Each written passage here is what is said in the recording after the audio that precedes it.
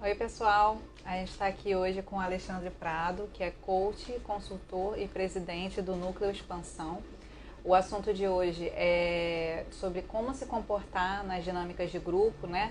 Se você tiver dúvidas ou conhecer algum amigo, parente que possa se interessar por esse assunto e queira também tirar dúvidas, marca a pessoa nos nossos comentários, envia sua pergunta nos nossos comentários que a gente vai repassar para ele.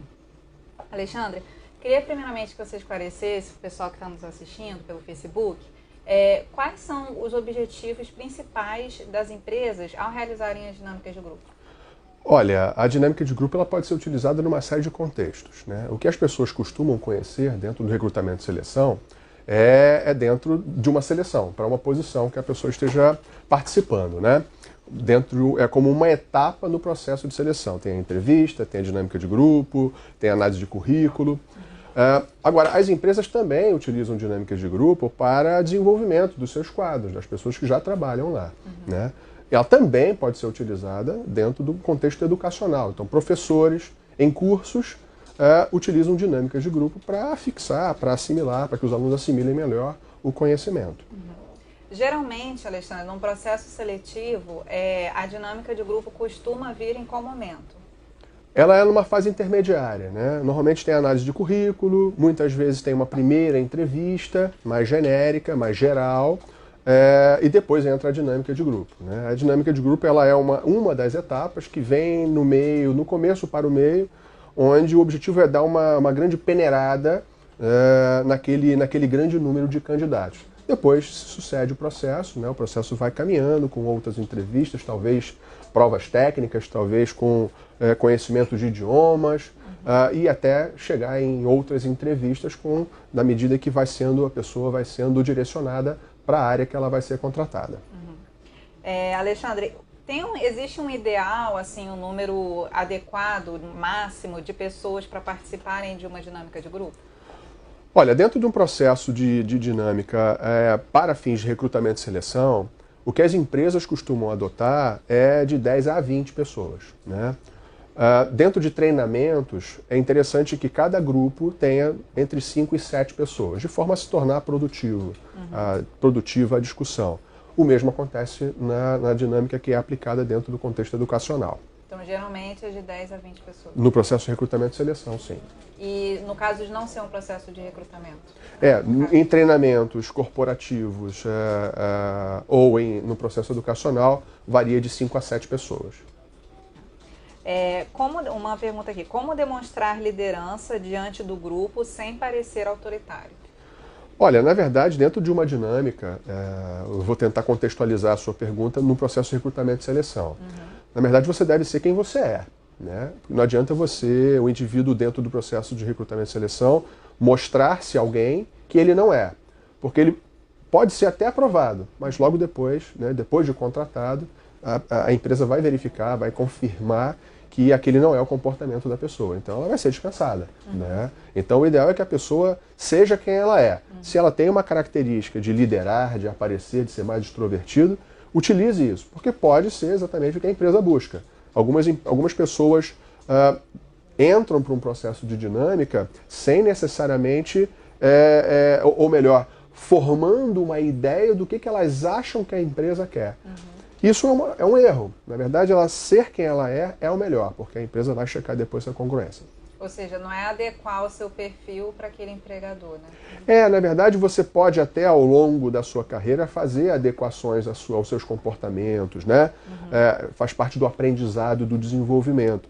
Mas dentro do processo de dinâmica, onde especificamente naquele momento os objetivos do recrutador são muito claros, ele pode ser que queira alguém que seja extrovertido, que demonstre liderança, atitude, iniciativa.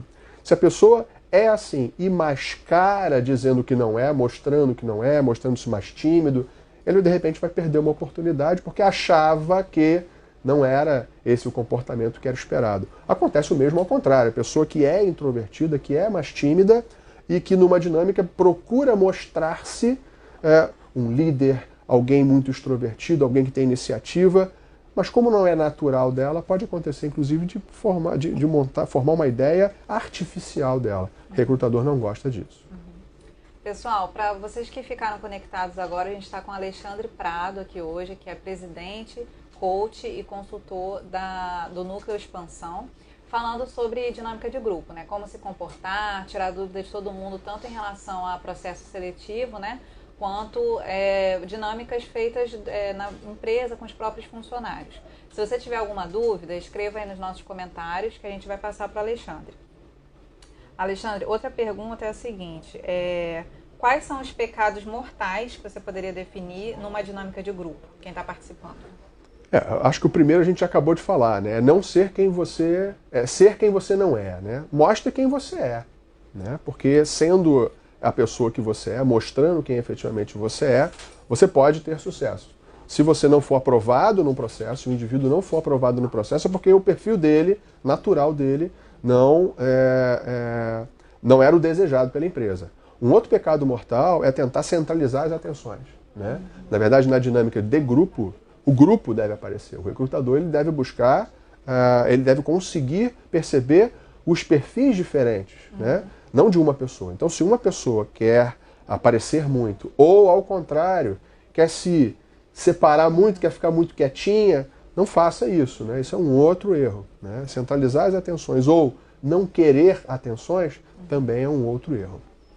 A Ediane Souza Gonçalves, Alexandre, nos pergunta o seguinte, a pergunta dela é um pouco relacionada ao mercado de trabalho. Como está o comportamento do mercado na sua avaliação para quem já se aposentou e quer voltar e vai participar de dinâmica, enfim? Independente de se a pessoa já se aposentou, ou se está no mercado, ou se está desocupada, desempregada e está buscando se recolocar, o importante é que a pessoa se qualifique ela estude e aprenda sobre as etapas de um processo de seleção, né? Jovens têm algumas facilidades, mas as pessoas mais experientes também têm outras. A experiência é um trunfo que elas têm, né?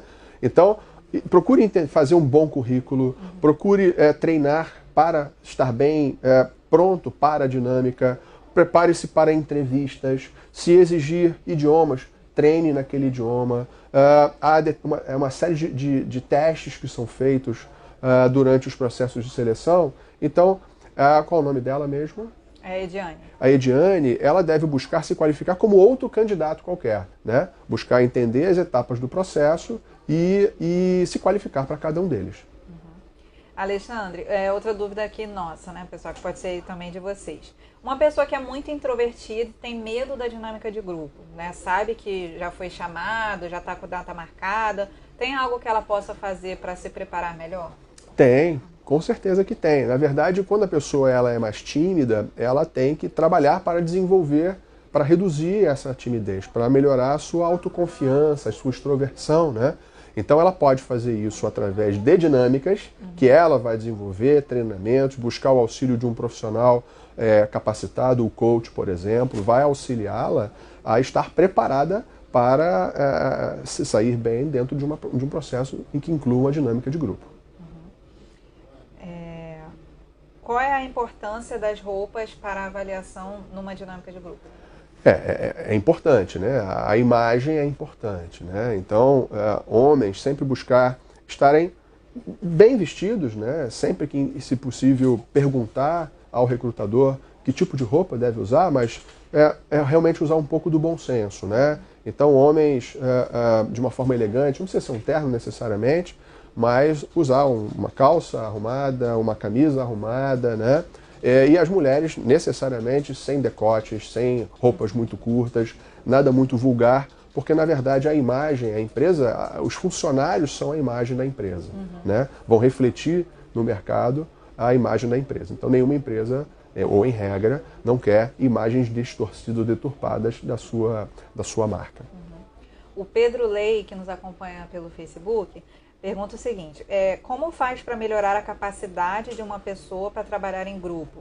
Ele fala, eu prefiro trabalhar sozinho e nos trabalhos em grupo sempre me perco. Na verdade, cada pessoa tem sua característica, né, e deve valorizar isso, né? Agora, dentro do mundo corporativo, por mais que a pessoa goste ou prefira trabalhar individualmente, mais quieto, mais sozinho, mais privativamente, faz parte trabalhar em equipe. Então, o Pedro ele deve buscar desenvolver capacidades, desenvolver competências de também lidar e conviver com essa capacidade, com essa necessidade de trabalhar em equipe. Por mais que ele goste ou lhe seja permitido no ambiente corporativo trabalhar sozinho, algumas vezes ele vai ter que trabalhar em grupo. Então ele deve buscar também essa capacidade, essa competência. Também, mais uma vez, assim como a pessoa anterior, a Ediane, comentou, através de um acesso de um coach, por exemplo. O suporte de um coach pode ser útil para o Pedro também. Pessoal, mais uma vez, vocês que estão nos assistindo ou conhecem alguém que possa estar interessado nesse assunto, a gente está aqui com o Alexandre Prado, que é consultor, coach e presidente do Núcleo Expansão. Exatamente. Perdão. E mande as suas dúvidas também, se quiserem contar algum caso de dinâmica de grupo pelo qual vocês tenham passado, mande qualquer dúvida a respeito do assunto. Dá para se preparar... Não, peraí. Perdão, estava repetindo a pergunta do Pedro. É muito problemático demonstrar nervosismo?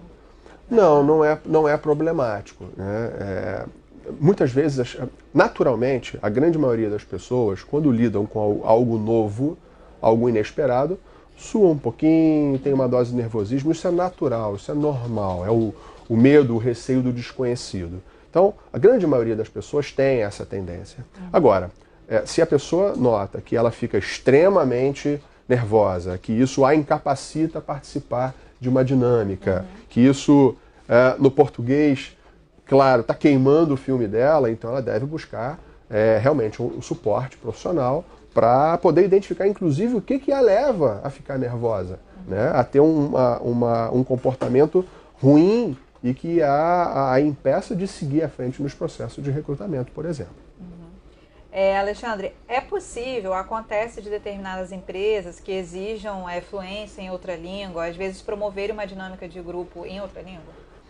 Olha, é possível. Não é comum, mas é possível sim. Na verdade, o que as empresas costumam fazer para fazer a aferição do idioma, do nível de idioma da pessoa, através de testes de idioma, muitas vezes são testes online, né? E também através de entrevistas individuais. Né? Dinâmicas de grupo pode acontecer? Pode acontecer. Não é o usual. O usual é a prova técnica e a entrevista. E em relação à entrevista coletiva, assim, qual a sua avaliação sobre esse processo que muitas empresas fazem, que não é bem a dinâmica, é realmente uma entrevista para todo mundo ouvir suas respostas? É mais comum ou não? Não é muito comum. Né? Na verdade, empresas que adotam essa prática de entrevista coletiva, não são muitas as empresas, né? Não é uma prática usual, né? Particularmente eu vi poucas vezes isso na minha vida profissional. Realmente eu não sei nem dizer o que ela está buscando. Talvez ganhar tempo? Talvez sim, mas eu não posso nem opinar a respeito disso. Alexandre, tem gente que tem uma postura muito competitiva, né, numa seleção, como durante todo o processo seletivo, inclusive na dinâmica. Isso é ruim? Pode prejudicar o candidato? Isso não é nem ruim e pode prejudicar ou pode ser uma vantagem. Né? Tudo vai depender do que a empresa busca, né? Do que aquele recrutamento e seleção, dos objetivos que são buscados naquela dinâmica de grupo. Então, como falávamos ainda agora, né? O que pode prejudicar alguém? Pode prejudicar ele querer ser o destaque da dinâmica e pode prejudicar ele não ser o destaque, se ocultar na dinâmica. Então, se a pessoa tem um perfil de liderança, tem um perfil competitivo, ela deve saber dosar isso. Eu costumo dizer e gosto de dizer o seguinte: perceba as experiências recentes que você teve, quais foram os resultados, né, que esse indivíduo teve, se ele foi à frente nos processos de seleção que participou, pós-dinâmicas, sendo competitivo, sendo extrovertido. Se ele teve sucesso, então a dosagem dessa competitividade dele é adequada. Agora, se ele está vendo que não participa de dinâmica, ele participa de dinâmicas, mas não costuma ir à frente, então ele deve parar e repensar essa dose de competitividade. Vamos ver mais perguntas aqui.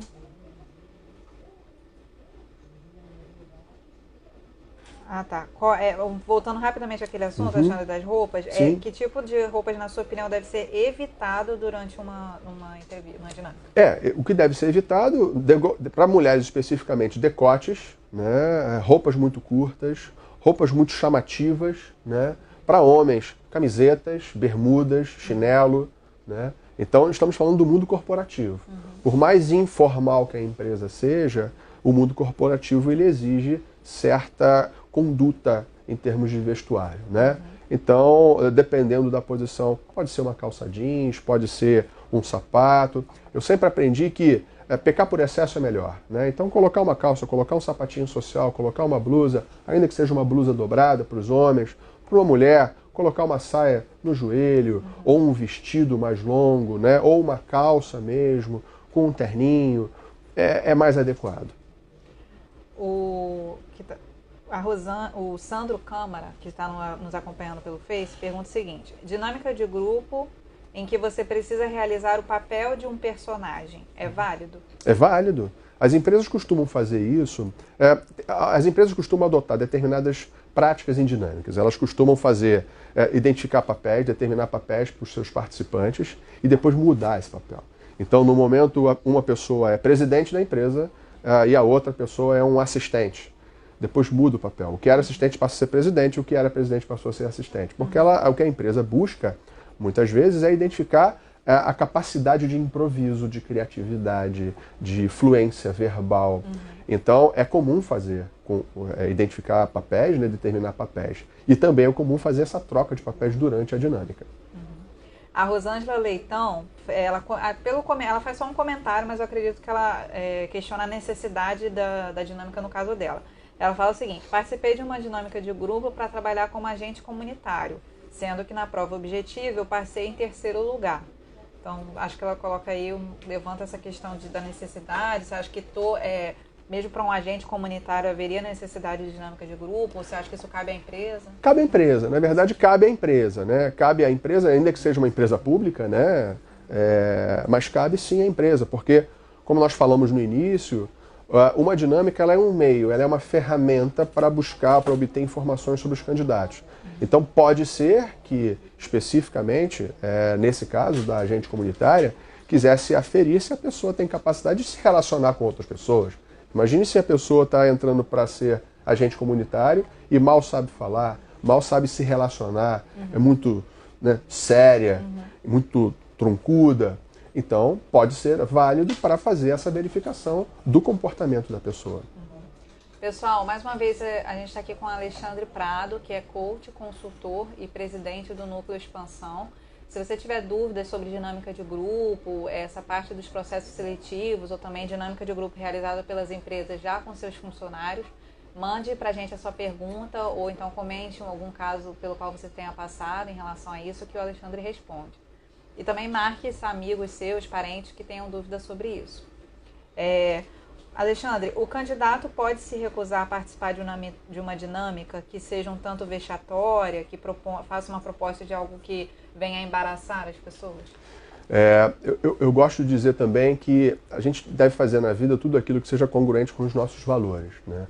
Se a pessoa está participando de uma dinâmica onde ela tenha sido exposta a perguntas vexatórias, a procedimentos vexatórios, ela tem todo o direito de não participar e deixar claro para o recrutador por que não está participando, né? Agora, também existe o preço, né? Uma vez que ela está fazendo a vez dela de não participar, o recrutador e a empresa também pode fazer o papel dele de não recrutá-la e de não contratá-la, né? Mas eu gosto de dizer isso. Então, seja sempre congruente com os seus valores, né? Não se submeta a aspectos que sejam contrários aos seus valores, às suas crenças, porque isso pode ser impactante para você. Imagine que uma empresa faça isso, adote esse tipo de comportamento numa dinâmica de grupo, que empresa é essa, ou que empresa será essa que terá você como empregado? Será que ela vai adotar uma conduta também vexatória no dia a dia do trabalho? Então são aspectos que devem ser refletidos. Tem uma outra pergunta aqui. No caso, até aconteceu uma vez comigo, a empresa que está fazendo a seleção, né? o que aconteceu foi o seguinte, a gente estava numa dinâmica de grupo e aí, de repente, uma das candidatas se destacou, porque todo mundo se apresentou, né, e tal, era uma grande empresa e ela era a única de todo mundo, que é caso raro, que falava fluente chinês. Uhum. Só que todo mundo estava participando da dinâmica e tal, e de repente ela foi retirada da sala, as recrutadoras começaram a cochichar e retiraram ela da sala, ela foi claramente selecionada. Uhum. E ficou uma situação constrangedora para quem ficou, para gente que ficou lá. Uhum. As empresas, né, que estiverem nos ouvindo, os recrutadores, Alexandre, esse tipo de comportamento deve ser evitado, assim? De revelar, é normal revelar logo na dinâmica quem passou no meio, quem passou, quem não passou? Não, não é. Até porque, como nós tínhamos falado, a dinâmica ela é uma etapa do processo, né? Uhum. Se é exigido, nesse caso concreto, nesse caso específico, se era exigido para a posição que a pessoa fosse fluente em mandarim, né? Então isso deveria ter sido colocado na descrição do que era buscado, né? E aí, então, todos os participantes teriam fluência no mandarim, né? Se eles identificaram que aquela pessoa poderia também ser útil dentro de uma outra posição por ser fluente naquele idioma, ok, acaba-se a dinâmica, destaca-se essa pessoa após a dinâmica para não criar uma animosidade, né? Até porque a dinâmica é uma etapa do processo. Poderia ser que aquela pessoa fosse fluente em vários idiomas, né? Mas ela não tivesse, vamos supor, comportamentos adequados, né? Então ela não seria contratada. Então perdeu-se uma etapa de um processo, porque destacou-se uma pessoa, foi claramente sacada porque seria contratada, e as outras. Da mesma forma que surgiu esse pensamento para você, né, essa percepção para você, pode ter surgido para os outros candidatos que estavam participando. Então a empresa torna-se improdutível para a empresa, né, realizar uma dinâmica e interrompê-la no meio, né? Então não é desejável. A maioria absoluta das empresas não fazem isso, que algumas vezes durante um processo identifica-se sim pessoas que se destacam positivamente, assim como pessoas que se destacam negativamente, mas naquele momento a dinâmica ela não é interrompida e as pessoas que foram positivamente destacadas vão seguir no processo e aquelas que foram negativas serão imediatamente descartadas. A Marise Fernandes, primeiro eu vou para o Sandro, que o Sandro fez a pergunta antes. Sandro Câmara, ele pergunta o seguinte: colocar a pessoa em uma situação problema é válido? É válido. Na verdade, dentro de uma dinâmica se quer muitas vezes identificar quão confortável a pessoa é num ambiente adverso, né? E você imagine que no ambiente que nós vivemos hoje no país, de crise, com mais de 11 milhões de pessoas desempregadas, com poucas vagas, as empresas estão tendo que recrutar melhor, né? E tendo que viver num ambiente adverso. Então, é perfeitamente razoável e é bem exigido, com bastante frequência exigido, que as pessoas treinem em ambientes adversos, né? Ambientes desafiadores, para ver como é que a pessoa se sai. Alexandre, muitas vezes não é nem uma questão de certo ou errado, né? Mas é de talvez aqueles que trazem a melhor solução. É verdade. O que acontece é que, em determinadas situações, podem existir várias respostas, né? As empresas sempre buscam aquilo que seja mais produtivo, que seja muitas vezes mais rápido, que utilize menos recursos da empresa. Recurso financeiro, recurso pessoal, recurso tempo, né? Então, aquela pessoa que eventualmente vai trazer resultados que sejam aderentes a essas premissas, essas pessoas vão se destacar.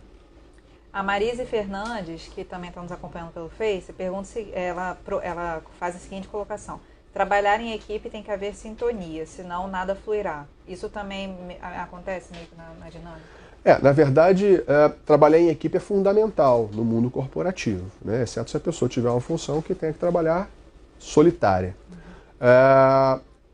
Chegar no limite e dizer que nada funcionará também não é assim. Porque existem pessoas que têm a capacidade de trabalhar em equipe e tem pessoas que não têm essa capacidade. E as equipes funcionam, muitas vezes, assim mesmo, né? Porque existem aquelas outras pessoas que têm uma capacidade de liderar, de dirimir conflitos, de se comunicar adequadamente. Então, as equipes, eu gosto de dizer que o indivíduo não é perfeito. Todo mundo tem uma mazela, todo mundo tem um ponto cego, né? Que deve buscar trabalhar, por exemplo, com o coaching. Mas a equipe vai ser. Se tiver um líder eficaz, um líder que tem uma visão do todo, que consiga identificar os perfis comportamentais e as capacidades técnicas de cada pessoa, ele vai colocar as pessoas nos devidos lugares e vai fazer que aquela engrenagem diferente, né, funcione adequadamente. Alexandre, uma dúvida minha. No caso das dinâmicas, tem muitas empresas que têm, outras que não, e algumas empresas colocam só pessoas de RH analisando e tal. É importante, na maioria dos casos, pessoas do setor, onde, por exemplo, sei lá, você vai trabalhar num setor de tecnologia da informação, de informática, ter pessoas tanto do RH quanto pessoas do setor onde a pessoa vai trabalhar? Olha, pode existir, né? Na verdade, o que na prática ou em tese acaba acontecendo é que a dinâmica seja conduzida e tenha como pessoa, os olheiros, né, pessoas de RH ou de determinados departamentos específicos para poder avaliar os comportamentos dos participantes da dinâmica.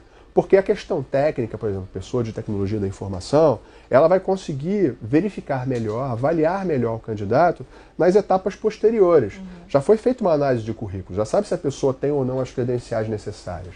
O que vai ser verificado mais à frente é através de uma prova técnica, através de uma entrevista técnica, através de outras entrevistas comportamentais com o pessoal de RH, por exemplo. Então, não é comum. Pode existir? Nada impede que aconteça, né? Mas eu vi muito poucas vezes acontecer isso. Normalmente quem está na condução e como olheiros, né, avaliadores no processo de dinâmica são os profissionais de recursos humanos. Para quem tem problemas com desenvolvimento profissional, qual é a importância do coach? Olha, eu não sei exatamente que problemas com desenvolvimento profissional, mas o coaching ele é uma ferramenta, um recurso extremamente eficaz quando nós falamos de mapeamento de pontos cegos, como nós havíamos falado, na definição do o que eu vou fazer daqui para frente, né? Na minha carreira, por exemplo, quais são os próximos passos? Eu sei onde eu estou e eu não estou satisfeito, mas para onde eu vou? Eu não sei para onde eu vou. Então, um coach vai ajudar essa pessoa a encontrar, que ela encontre o rumo da carreira dela. Dentro do processo de desenvolvimento profissional, a gente não está falando só necessariamente carreira, a gente está falando também de desenvolvimento de competências pessoais, né, no ambiente profissional. Então a gente tem a modalidade de coaching executivo, onde os executivos são o foco desse trabalho, onde vão ser desenvolvidas competências específicas dentro do ambiente profissional. A gente também tem o coaching educacional, que vai focar exatamente em qual o caminho que essa pessoa deve buscar ou para onde que ela deve seguir. Então, o coaching é uma das grandes ferramentas que nós temos hoje, que se utiliza para o desenvolvimento humano. Né? Na Núcleo Expansão, por exemplo, o que nós fazemos é desenvolver a excelência humana. O coaching é uma dessas ferramentas e é a que realmente nós utilizamos com muito sucesso. Né? Na mídia já existem vários trabalhos, pesquisas, coaching não é algo novo, coaching já tem mais de 40 anos, né? E com muito sucesso vem sendo aplicado e os retornos, os ganhos os benefícios são enormes, não dá para listar, são uma lista infinita de benefícios. E, Alexandre, tem muita gente, acho que é comum, né, o pessoal achar que o coaching é mais para executivos, assim, não é só para esse pessoal. Não é. Na verdade, é uma visão que se tem, né, de coaching ser para executivos. O coaching ele pode ser para uma pessoa, como eu e você, qualquer pessoa, profissional ou não. Pode ser para uma dona de casa, né, pode ser para um desempregado, pode ser para um empresário, pode ser para um executivo de empresa, onde ele queira. Todas essas pessoas, todos esses perfis queiram cuidar da vida dele, não no sentido profissional, na vida dele, né, como um todo. Pode ser no ambiente corporativo? Com certeza, funciona maravilhosamente bem. Hoje, 40% dos executivos de empresas americanas passam por processo de coaching. 40%.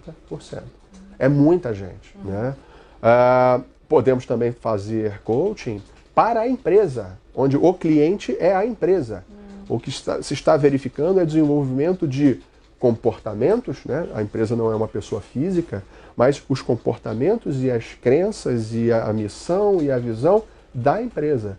Então, é muito interessante esse processo. Então, pode ser tanto por uma pessoa física, para cuidar da sua vida pessoal e que passa pela vida profissional, pode ser no mundo corporativo, passando por executivos, por equipes, por grupos Então, coaching de equipes, coaching de grupos, coaching de executivos, isso no mundo corporativo, e coaching para empresas especificamente. O coaching, na verdade, ele tem uma abrangência tão grande, apesar de no mercado existir certo ruído sobre o que é coaching, mas coaching ele é uma grande ferramenta de desenvolvimento, onde o coach é a pessoa que está do seu lado, é o seu grande aliado, mas que não vai passar a mão na sua cabeça, não vai falar coisa bonitinha, não vai falar coisa boazinha, ele vai te tirar da zona de conforto, de forma que você seja a melhor pessoa que você puder ser depois desse processo de coaching. Alexandre, outra dúvida também é que muita gente agora, a gente sabe com a crise, está ficando desempregado, né? Gente, às vezes que estava 10, 15, 20 anos na mesma empresa ou no mesmo setor. É normal ser complicado para uma pessoa que está nessa situação, por exemplo, voltar e ainda participar de uma dinâmica? É normal ter esse estranhamento? Olha, ótima pergunta. É muito comum, né? Até porque a pessoa está no mercado de trabalho por 20 anos, no exemplo que você deu, ela está desacostumada de participar de um processo de seleção. Ela não sabe muitas vezes como fazer um currículo, quiçá participar de uma dinâmica, né? Ou fazer uma entrevista. Para tudo isso, seja, mais uma vez, seja a pessoa com 20, 30 anos de experiência, seja para aquela aposentada que nós falamos ainda agora, seja para a pessoa que está iniciando na carreira, só tem uma saída: se capacitar, né? Então, eu já trabalhei por 20 anos, eu vou fazer uma dinâmica, o que eu tenho que fazer? Se capacitar, estudar, entender os processos, as etapas de um recrutamento e seleção, preparar um bom currículo para ser chamado, que é o cartão de visita, se preparar para uma dinâmica de grupo, se preparar para entrevistas, se preparar para provas técnicas, se necessário. Acontece a mesma coisa com alguém que esteja começando, ingressando no mercado de trabalho. Então, a saída e a resposta é sempre a capacitação. É muito comum nas dinâmicas, né, gente, ter às vezes, Alexandre, aquelas atividades que dividem em grupos, né, pequenos grupos, e aí você tem que executar alguma tarefa. E às vezes uma pessoa que é extrovertida, agora eu vou falar ao contrário, né, que é extrovertida, acaba caindo e ficando com pessoas que são muito introvertidas. E aí fica e ela também acaba se tornando introvertida. A pessoa que é extrovertida e fica nessa situação, como dosar isso? Na verdade, a gente volta lá naquele início. Ela deve ser quem ela é. Se a equipe, se aquele grupo, aquele subgrupo, né, dentro da dinâmica, claramente tem pessoas mais introvertidas, mas ela é uma pessoa extrovertida, então que ela seja uma pessoa mais extrovertida. Seja quem você é, né? Porque isso vai mostrar congruência nos seus atos, nas suas atitudes, no que você fala. Então, seja quem você é. Se naquele processo, naquela dinâmica, estava se buscando avaliar determinados comportamentos, aquela pessoa que é extrovertida, ela vai ser avaliada como extrovertida. Ponto. Líder, de repente, que tem iniciativa, que tem atitude, se for isso o exigido para um dos objetivos daquela dinâmica, ela vai se destacar. Se esse não era o objetivo daquela dinâmica, isso vai passar em branco, isso não vai impactar em nada. Outra pergunta relacionada ao desemprego, Alexandre, para a gente que está assim, disparando o currículo, né, para todas as empresas, fazendo parte de vários processos seletivos, mas tem às vezes aquelas pessoas que acabam fugindo de processos que, essa aqui tem dinâmica de grupo, essa aqui não tem não, então vou nessa aqui.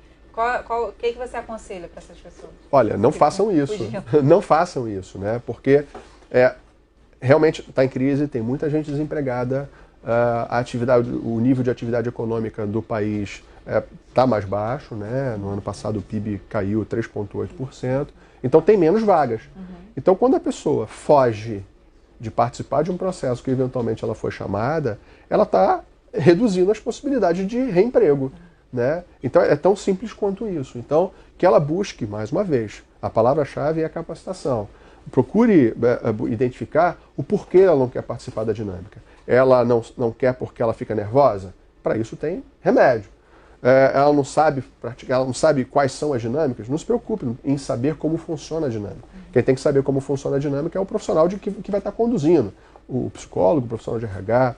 Então, identificar qual é a lacuna, o que está impedindo essa pessoa de participar da dinâmica ou de qualquer outra etapa do processo de recrutamento e seleção, identifique isso e trabalhe isso. Procure um profissional que vai auxiliá-lo. Na Núcleo Expansão nós fazemos isso, né, com bastante frequência, e o resultado é extraordinário.